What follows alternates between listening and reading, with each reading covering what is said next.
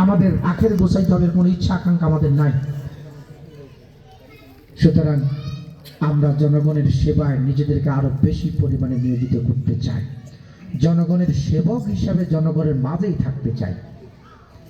আমাদের আজকের আশায় শেষ নয়, আমরা আরো আসবো, একবার দুইবার না বহুবার আসবো।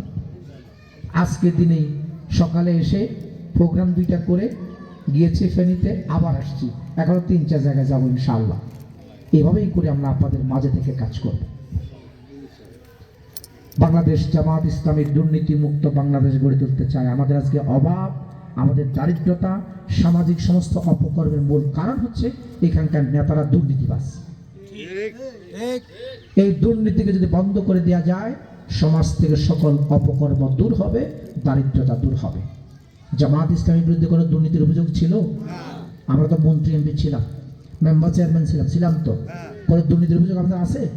ইনশাল্লাহ ভবিষ্যতে পাওয়া যাবে না।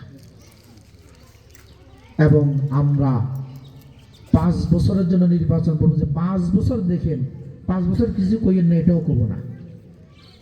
আমরা যদি আপনাদের সমর্থন পাই, সুযোগ পাই, ভোট পাই, নির্বাচিত হই, আমরা ডে 1 প্রথম দিন থেকে এই জাতির উন্নয়নের জন্য কাজ শুরু করব।